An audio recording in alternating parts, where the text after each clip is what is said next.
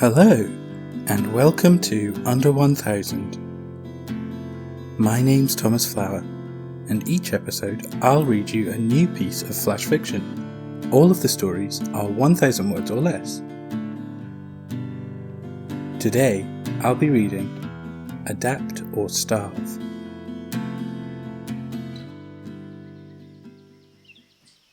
She was the master of her own domain.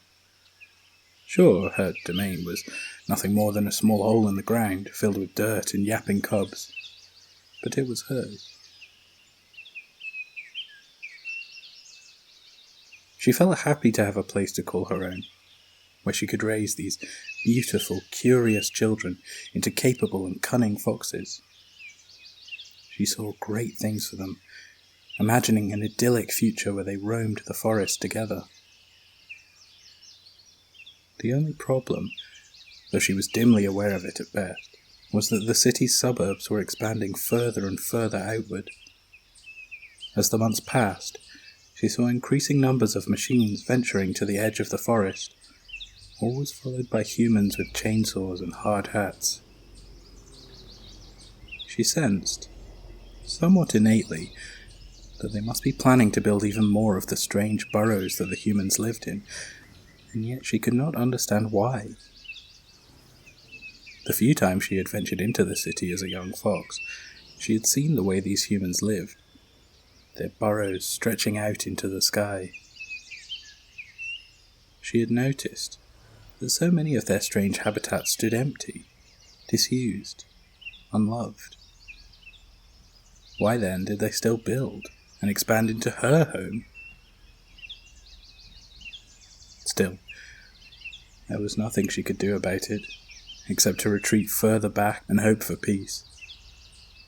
But as the suburbs encroached ever more onto her patch, she took to roaming the streets of the city, first out of curiosity, and then necessity. As other animals fled the oncoming march of concrete and steel, she found that there was less and less to eat around her. Humans, however, provided a strange solution to the very problem they created. All around their habitat, they left food scattered, in cans and boxes and buckets. She didn't understand why they wouldn't simply eat it themselves, but she was glad that they didn't. It was only through her new city pickings that she and her babies were able to survive. And so, her trips to the city grew increasingly frequent, until eventually she was commuting almost every night to earn her small rewards. Everyone knows, or thinks they know at least, about the cunning and sly ways of a fox. But they fail to understand that foxes are not sneaky out of malice, but simply because they develop the skills they need to survive. And over the time she spent roaming the city streets, she too had developed a skill which made survival easier in this strange new situation she found herself in, though it took her some time to realize it. One night, she decided to do something bold, reckless. In an act of desperation and bravery, she snuck into a shop and tried to grab at a section of meat before running away. But the owner was too quick for her, blocking her path and looming down on her with a menacing look in his eye. It was then that she transformed, in a sudden and unexpected burst, into a human, pushed him over, and ran straight out of the door. The night after she discovered this ability, she tried to use it again, this time in a more deliberate fashion. She found it was easy to use her strength as a human to barge in somewhere, steal some food, and run out again, and so she took to this as her new hunting pattern, going out most nights to rob either from humans or their stores or their homes. The only problem with this new plan was the transformation back.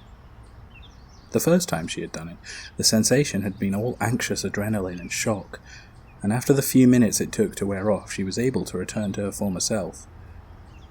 But with each time she transformed, it seemed to take a little longer to turn back. First minutes, then hours, then days. Still, she was able to turn this to her advantage also. She discovered, while waiting in her human form, that these strange creatures would trade food for metallic and paper objects. Seeing an opportunity, she tried to determine where she could acquire these odd artifacts. Her hunt led her first to some strange and dodgy dealings, and eventually to a stable job in the city.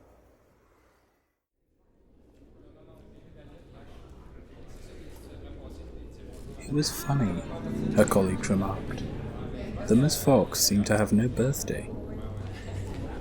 She was hardly coy about such things, after all, and yet she was never able to tell people when she was born.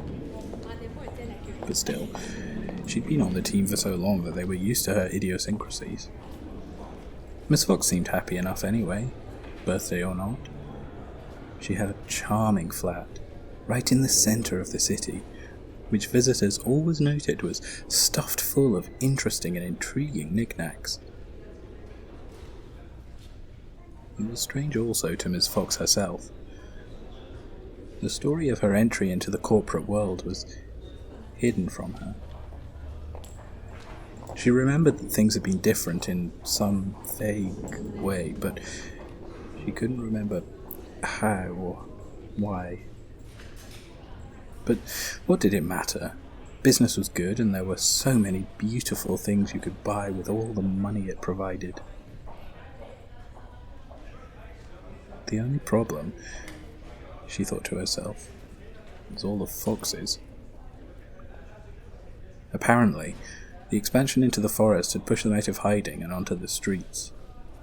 She would find them, going through her bins at night, or trying to steal the chicken from her bag if she set it down for even a moment. Why, the other day, a pair of young-looking foxes had even stood and growled at her, until she had thrown them a scrap of food. Horrible-looking things they were, mangy and half-starved.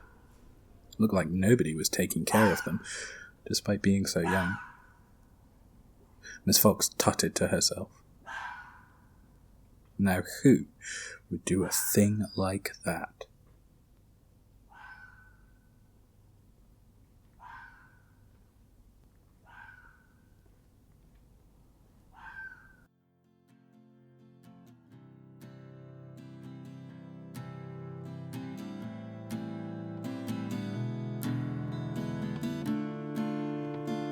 Thank you for listening to Under 1000. I'm your host, Thomas Flower.